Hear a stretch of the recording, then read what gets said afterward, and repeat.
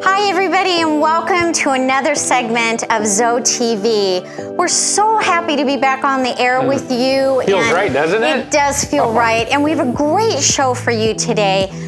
We are going to be talking to Randy Lujan, which is the Director of Rehab over at Providence Place. We're going to talk a little bit about what's going on over at Providence Place. And I think it's an important conversation. It's so important. Randy is literally in the fire 7 days a week, and there is nobody I'd rather talk to for getting his perspective on staff engagement, what they're doing. You know, he's got that military side. How it's going. He's got military experience, and he's been involved in a lot of risk management situations. So he's a great one to talk to, great resource for all of us.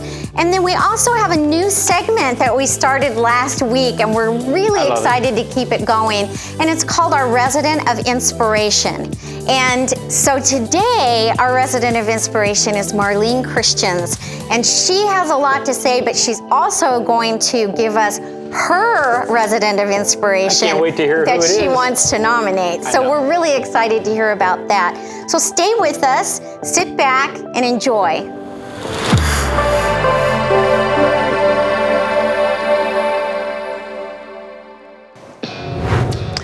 Hello, I'm Lish Vasquez, Dining Services Director at Glencroft Center for Modern Aging, and today I'm going to be making the Mediterranean Bowl. My ingredients are Himalayan steamed red rice. I've got spinach, feta, sliced Roma tomato, sliced cucumbers, sliced black olives, and then roasted red pepper pesto. And again, this is another easy recipe that any of you could probably put together. It's just about assembling, which makes it nice and healthy. So you have your steamed red rice, and you're going to take your spinach, fresh. This is where you get to be pretty and get to be an artist. Make it look nice. You just put a little bit of spinach in that corner. You're gonna take some olives. On the front. You can do as little or as much as you want, or you can omit if you don't like some of these things. Want to sub it, that's fine. There are no rules. So it makes it fun to be creative. Feta cheese right there. Going to add your sliced tomatoes.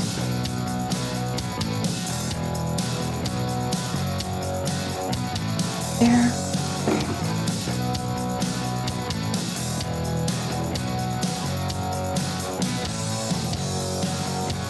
I'm going to add my sliced cucumbers over here.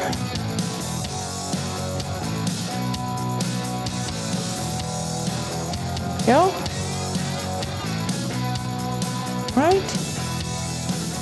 Now the pesto, you can either serve on the side, which I'm going to do, or you can totally drizzle it all over everything.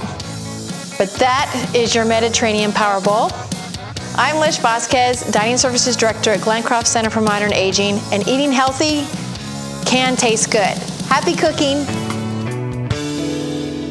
Well, we are so excited right now. We have a new segment on our show called Resident of Inspiration. And last week we had Barbara Lothrop on, and she nominated as her Resident of Inspiration Marlene Christians. So today we have Marlene on, and so I want to ask her right out of the chute, what was your reaction when we told you that Barbara had nominated you as Resident of Inspiration? I said, no way. This is not my thing. No, she talked so lovely about you and all of the things, how much you meant to her, and what an inspiration you really are to her, and the things that you do and say and that type of thing. I just think this is definitely fits you perfectly. Well, thank you. So when you caught wind that you were the first nominee from Barb, and we're starting this, we're now you get to do the same to somebody, and we hope this yes, just continues keeps going. down, and we have this cool little train going through campus. And definitely. I think it puts into perspective, and especially in COVID time, Yes. that we're all in this thing together. Right. And no matter where you live, you have people that inspire you. And so with what Barb said about you and what you're going to say about your nominee, I can't wait. I just think it's that positivity that we all are just itching for. Yes, Well, I don't know what she said absolutely. about me, but I'm a good friend with her. And I love helping her, and I just enjoy her company. Oh, We have a lot in common of being silly. Yes, that's what Silly she is an said understatement. too. Yeah. I said on last week's show with her how we all went in the pool and I was running late, yes. and you, of course, were giving me grief, and I ran in, and it was like being with my little kids. They're splashing each other. Well, they say we're in our second childhood. I agree with that. maybe Yes. we're trying to prove Yes. that. So, what made you choose Glencroft when you moved here? Well, my husband retired from Michigan in aeronautical engineering, and went to school there in Ann Arbor. And after we were married 2 years, he decided to go back to school. We moved out to this area. And my sister and brother-in-law lived in Sun City West. And so we both decided to move here. And then they were looking for a place. They're older than we were at the time, 10 years older than us, and looking for a place to live. And we thought, well, why don't we just size down and do the same thing? Yeah. So we started looking also with them, and they went to Baptist Village. Well, we liked this place much better. Right. And our kids liked it. It was a place to walk around, and weren't in just one building. And we were just in our 70s, and I do suggest people come here way too late. I agree with you. They need to come I think earlier. I think so many people wait so long Right. that they really bypass independent living and Yes. sometimes go right into assisted living. Well, So- we were both and then in you don't good, enjoy that. My husband and I were both in good health, and he passed away 5 years later. And that sort of, we knew the grounds then. I mean, we didn't really do a whole lot here at the time but it was smaller. But when I was alone, of course, then you have to get out and make friends. Yes. Now, when you came back to Phoenix, did he go to Arizona State University? No, he graduated from University of Michigan. University of Michigan. Yes. And then you moved out here. Right. Well, Okay. we moved to California first for I see. approximately 20 years. Had 5 children there, and then moved to Washington State I see. with Boeing, Wow. and retired from Boeing. How long was he with Boeing? 40 years. In Everett? Did you live in Everett? We lived in Woodinville, which is right outside of Everett. Yeah. Interesting. That's very cool. Okay, so when you made it, how long have you lived here at Glencroft now? About 9 years. We came in 2009. Okay. It's almost 11 years. So you've seen a lot of changes then. I had the new CEO, and it was the old and the new, so Yes. lots of changes. Lots Sure. of changes. That's very cool. Yes. And then Zoe Life and everything She's very that we're active trying to down add. here. Yes, I know Well, she I is. try to be. No, you're good.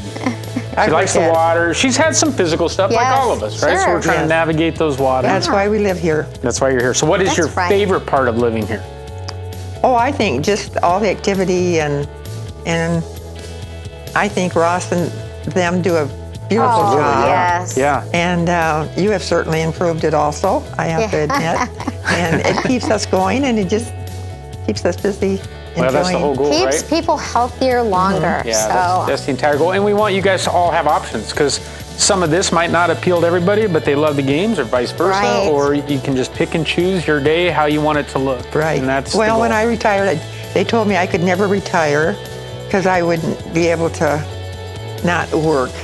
And I said, no, I was just going to sit in a rocking chair and look out the window.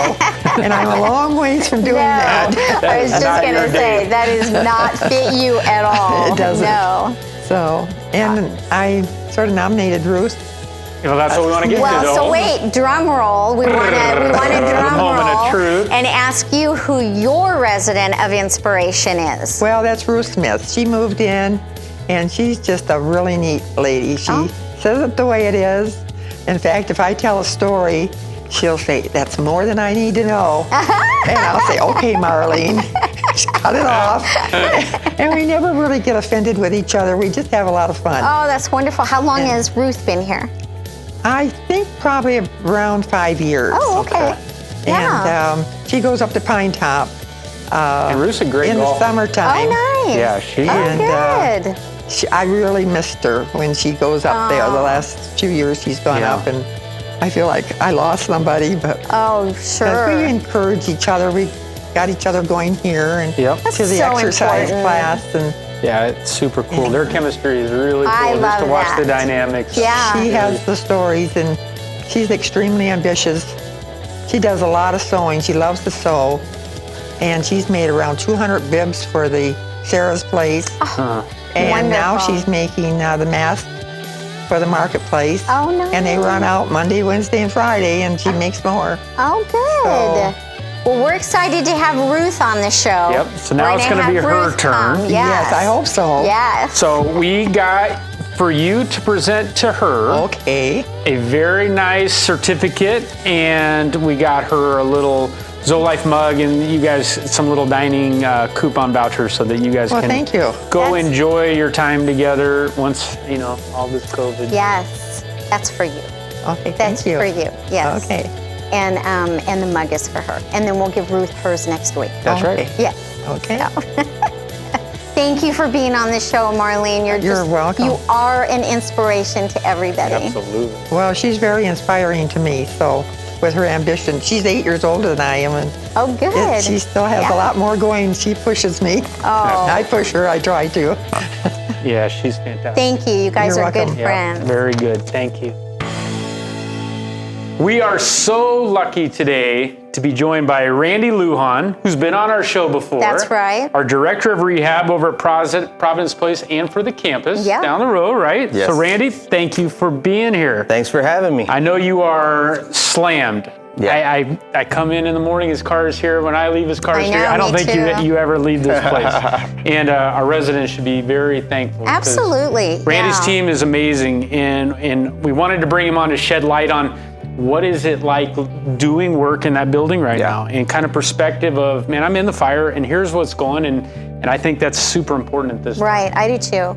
And we've had a lot of our independent living residents ask these questions, so feel free to jump right in. Absolutely. So I think I'll start with, we've worked together for a long time in developing ZoeLife protocol for Providence Place, and I've gotten to work you out, and you've been a part of the employee group, and we have a good relationship. And I know what a day looked like for Randy Lujan pre-COVID-19 Yep. and how your rehab schedule looked, and your windows of, I'm in my office, which is right next to mine, and I'd see you across the window. And now I never see you. And so what does a day look like for you now that you're going through this COVID crisis? So first thing is we really want to minimize as much risk as possible, right? Because we all know this thing is just crazy scary and it gets out of hand very fast, right? So we're trying to keep everybody in that building as much as possible. So that's why you guys I'm a little bit of a ghost right now, but down the road that'll change, right? Be back to our normal routines. But right now, one thing I'd want to say is that it's not only my team that has been doing great over there, the entire team of Providence Place has been absolutely wonderful. Everybody there, they're warriors, they really are. We have people that are coming to work every day, pouring sweat in this PPE we're wearing, and they're still trucking through, taking care of the people that we vowed to take care of. The dedication and commitment that those employees have shown is beyond anything I have seen, especially in this industry, because we're really at the front line of what COVID-19 is. Yes. We're becoming experts in this. And so I don't think people truly understand the amazing employees that we have that are working so diligently and balancing this along with their own lives. Absolutely. When they leave here, you're a single dad going home to children, and it's a lot. Everything has changed for us. We're keeping everybody in the building, keeping everybody as close as possible. We're keeping people on the floors there. Yeah. My team, we're not doing a whole lot of actual therapy right now. what we're doing is we're spread loading, we're helping out on the floors, we're picking up some stuff for CNAs when CNAs are out sick or off, or we're just short, right? Right. We're up there kind of, what we're doing is we're being another eyeball, making sure that people are following the protocols with the PPE, because the truth is, day in, day out, you know, you get tired and things kind of may fall by the wayside a little bit, so somebody has to be up there to kind of go, hey, remember, we got to do this. More of a quality control, just making sure absolutely. Sure. Just reminding, re-educating, making sure everybody understands. We have new people coming on board, making sure they understand, they feel comfortable. We want people to feel safe and comfortable, right? I don't want somebody to be nervous and have unanswered questions. So we're up there making rounds, we're making sure they're hydrating, making sure they have water, just things to make sure that our people are taken care of. Right. I think that's a great point. And when I talk to Randy on the phone, or how's it going, how are you feeling? It's, well, this is what I did today. It's communicating with my team and the others over there to, you know, squash any fears, to make sure everybody's comfortable. There's not a dumb question, right? Like Absolutely. the PPE stuff, whatever it is, you know, you and your team and others are there to make sure that, you know, staff feels heard. Correct. And they're, you know, they're in this fire and everybody's nervous. And I really respect Randy's, you know, willingness to be over there so much and just work with so many of the employees on, you know, whatever floor they're on of, man, we needed this question answered.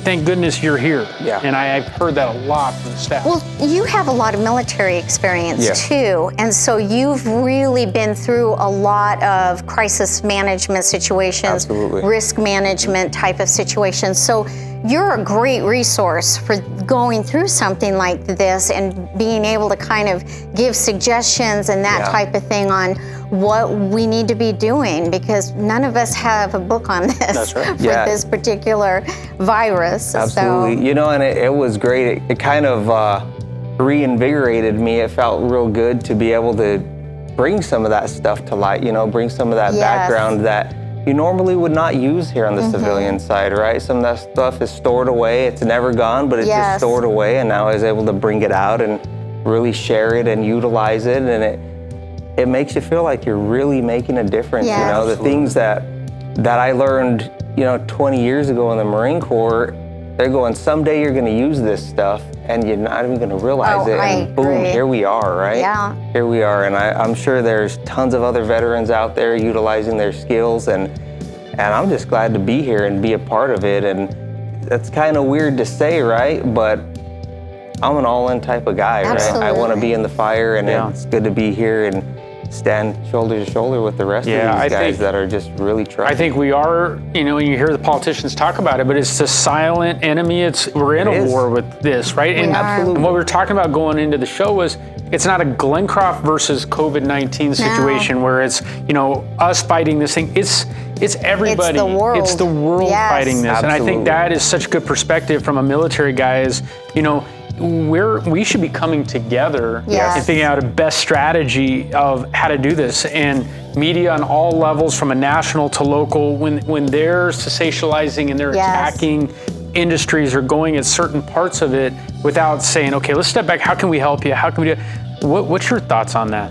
You know, it's exactly like you said, Steve. You know, it should be a more of a, how can we help? What can we do to make life easier? Not only for you guys on the front lines, but for the people that are going through this, that have, you know, that have contracted the virus and that are struggling and they're afraid. You know, nobody knows what the end game of this is.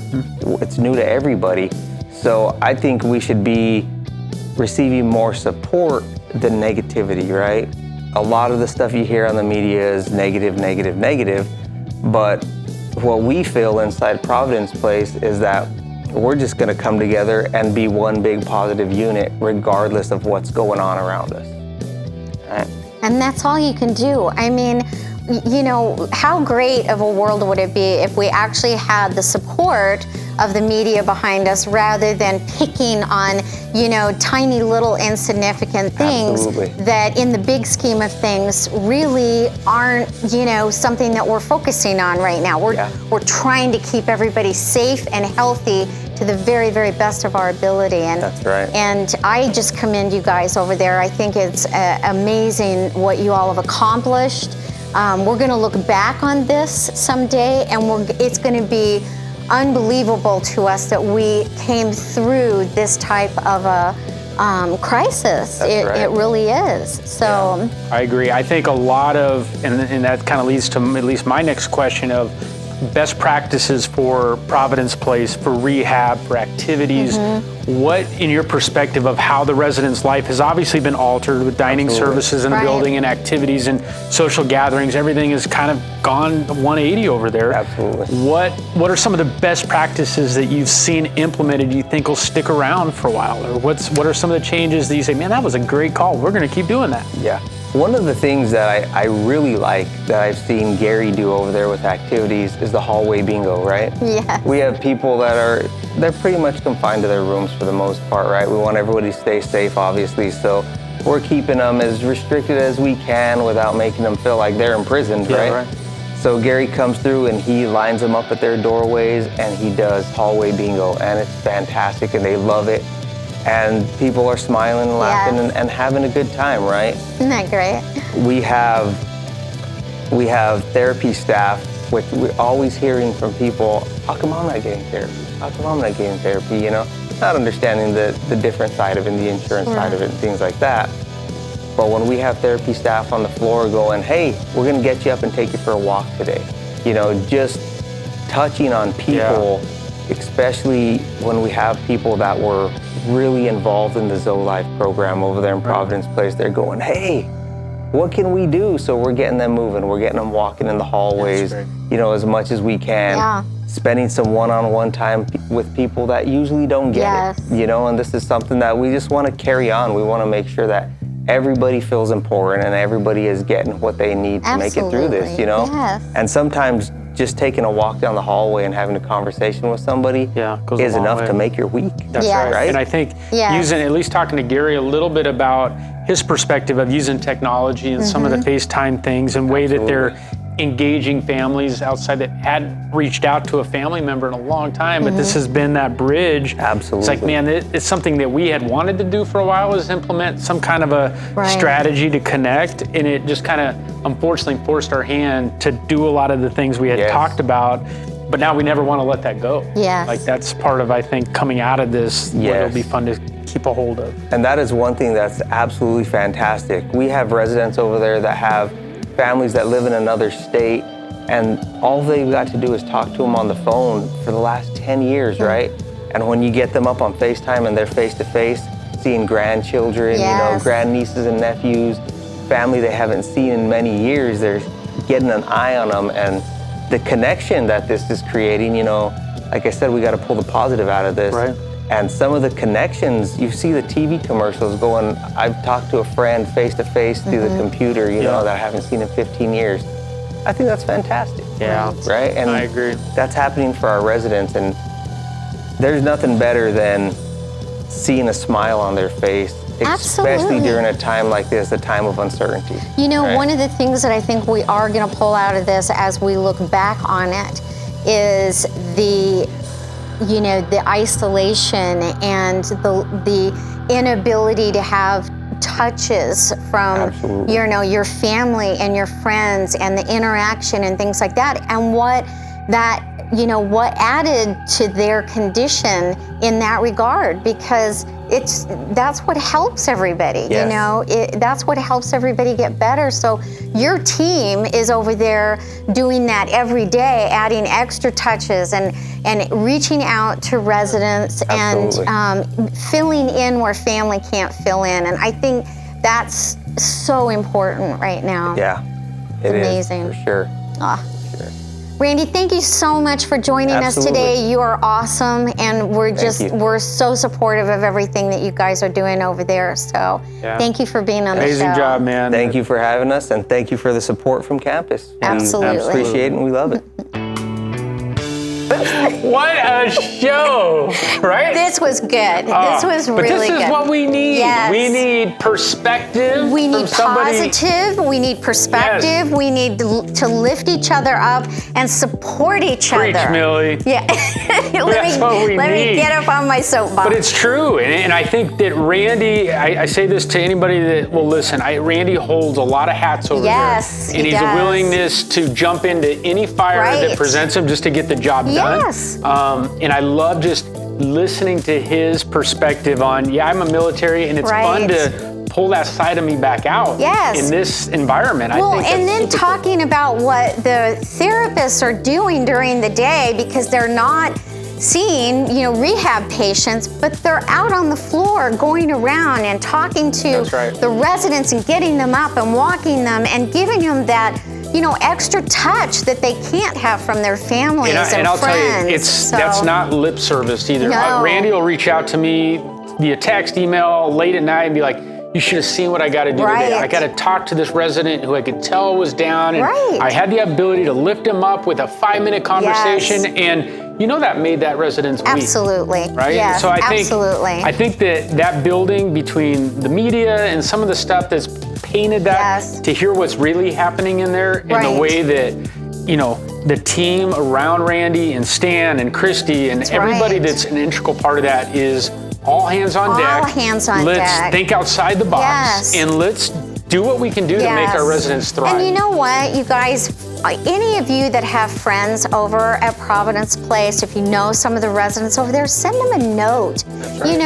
Reach out, give them a call, and just let them know that you're thinking about them, because honestly, it so is far. so important right now at this time of isolation and dealing with a virus that we really are learning about as we go along. So it's just really important, and he put a lot of light on that. He did, and I like how he talked about, okay, we couldn't do dining this way, or we couldn't do therapy this way, so some of the best practices that we started, we're going to keep. Yes. That's our new norm. Yes. And we love the technology side, and we love being able to bring them out and do the bingo with Gary Yes. out in the hall. Yeah. And I think that's so fun to hear It was a about. great show, and Marlene, she was terrific. We're super excited about her resident nomination for next week, Ruth Smith. I think Ruth, I kind of knew that was coming because Did I've you? seen the two together. I didn't, And yeah. I love having Ruth That in. was a She's surprise. Her and I beat to the same drum with Love and Golf, and I Yeah. know where she goes up at White Mountain Country Club. And I just think that the dynamics that is shown on this show with that little segment, Yes. hopefully is tangible and people feel it. Right. And are like, man, I hope I'm a resident of inspiration. I agree. And that we all uplift our game of Let's helping just each keep other. it going, It's so important. Let's just keep it going. So Ruth Smith next week, Yes. we're gonna be And then right we're gonna here, hear who and we're gonna she get another nominates. one. Yeah, It's gonna be exactly. awesome. So Thank you for joining us today. We hope you enjoyed the show. thank you.